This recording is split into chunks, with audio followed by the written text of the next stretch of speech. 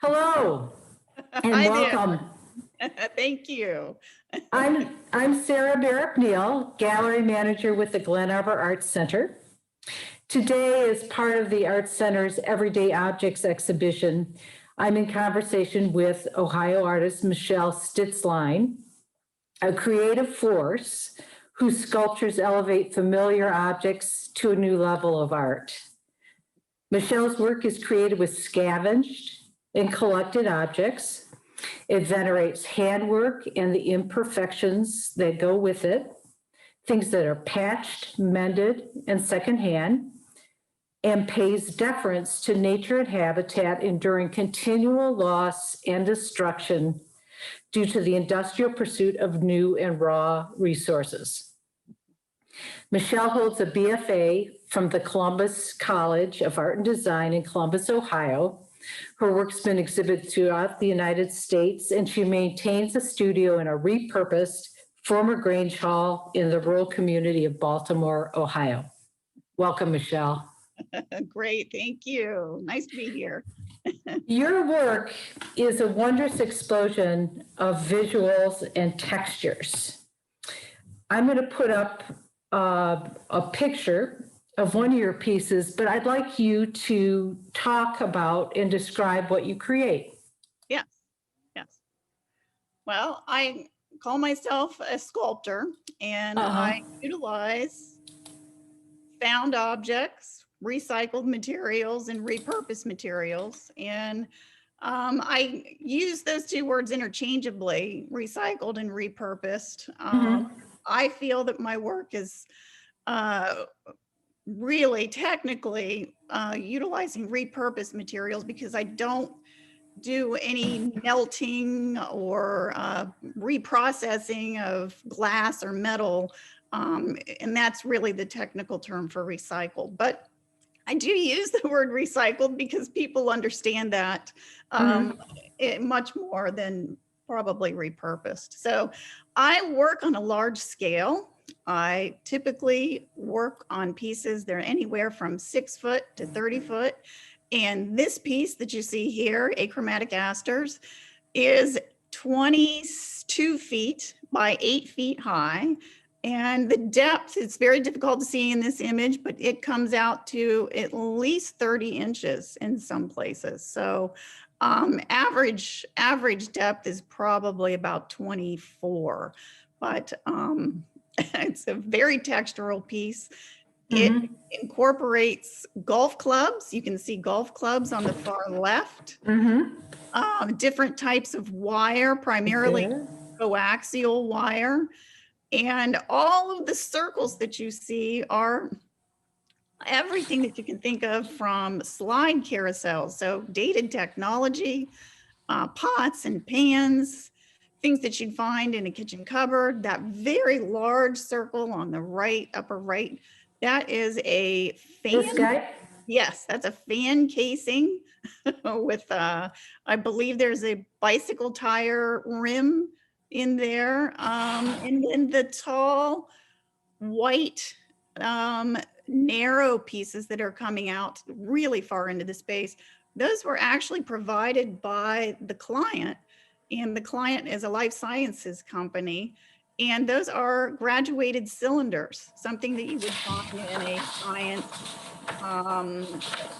research facility. So, and I try to do that if I'm working for a client or a potential commission. I incorporate some of the objects that they can give me. So this was a piece that was inspired by what they do, and that is research into cells and discovering cures for different diseases. So when you look at this piece, you might see something that you would see while you're looking into the microscope. But on the other hand, you might get even bigger and you might see the galaxy. You might see space and planets. And so my work is inspired by nature, but this piece gives you an example of the type of scale that I can reach with recycled materials. Your work, as you've set is literally and figuratively built on everyday repurposed objects.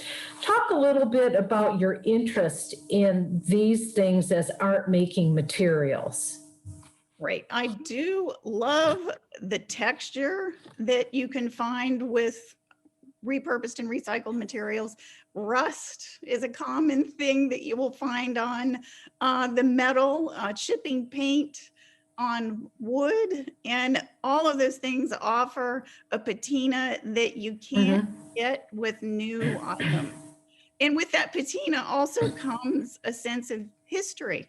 And I love that all of these items have a history of use and of different owners. Just in the piece that we're looking at now, there must be at least 50 golf clubs. So you could imagine that there's potentially 50 people that owned those golf clubs combined with whoever owned the fan casing and the bicycle. And I just find that that idea enchanting, that there were several people involved that actually came together to make this piece happen, whether they knew it or not. Was there a particular moment in the history of your practice where you woke up one day and said, aha, recycled and repurposed materials are going to be my materials? You know what? I've been an artist since I was young. My mother was an artist, and I worked with oils and watercolors when I was very young. That was her media. And I can remember even back in high school, I was experimenting with repurposed materials and lost probably that through college, through my degree is actually in interior design, but I was attracted to the fabrics and the different finishes that you would utilize as an interior designer. And then when I was pursuing art full time, I just kind of fell into coming back to this texture and pattern, and I'm just drawn to recycled materials, and it just kind of fell in place about the year 2000, and I've been working with these materials ever since. Granted, it's on a much larger scale. When we moved into the Grange Hall, I had more room to store these types of materials, so it has grown in scale. And we all know nature or Grange halls abhor a vacuum. Yeah. Talk a little bit about the process you go through to imagine what objects you'll be repurposing to achieve a desired composition. Okay. Well, I collect materials on a daily basis. If I see something, sometimes I'll see a garden hose alongside the road. I have friends and family that also know to pick up garden hoses alongside the road in the trash, that Michelle can use this. So in my storing of materials, I have them displayed on a wall in boxes by shape and color. So when I come to an idea that I want to pursue, again, mostly inspired by nature, I may do a sketch and I may not. But when I have the concept or the imagery worked out and I'm working on the studio floor and I know what designs I want to incorporate into the piece, it's easiest and best for me to actually draw with my materials, to take the materials that are on my wall, put them on the floor and arrange them into the pattern that I want. And I don't know that, for instance, there are going to be stripes in the top right corner of a moth wing. I don't know what those stripes are going to be, simply because the scale from a sketch to the ground might change. You know, I might have an idea that something should be 2 inches. In reality, it's 2 feet. So when I pull the materials directly from my supply, I can see exactly what's going to fit. So it's best to work with the materials, and I've found that to be true anytime you're working with repurposed materials. And that's the way I teach workshops with children and bottle caps, is to actually work with the materials. Get out of your head and work with the materials. Yeah, that staying in the head thing is a good way to not take action. Yes. But if you're just grabbing stuff and putting it down, then the thing starts to take on life. Exactly. Then the visuals come to you right in front of you, and then you'll start to see things. I'm going to put up this one from your Fynbos series. Fynbos is a form of vegetation from South Africa. Yes, correct? It is, yes. It's an ecological zone where the protea bush grows. And this series is titled after that flowering bush, but it is inspired by the multitude of flora that I see in my daily life. I like to hike. I'm outdoors quite a bit. And even Ohio plants and different types of succulents that you would find in the Southwest, all different types of plants and mosses and so forth. Mushrooms, I'm a big fan of mushrooms, but all of that comes together for the inspiration for this series. And this series typically uses lots of garden hose, electrical wires, tubing. I've even used window blinds, mini blinds, and computer cables. There are a lot of computer cables in this piece. So, and each piece in this series changes in format depending on where it's hung. So it is considered an installation piece because each one of those units is individual. There are approximately 150 units that make up this piece. So they come off and on? Yes. They go off and on? Yes, yes. Generally speaking, there's a lot of stuff in the world. Landfills are full of manufactured goods, and that's the most obvious testament to how much stuff is in the world. On one hand, that abundance might suggest you enjoy an endless supply of art making materials.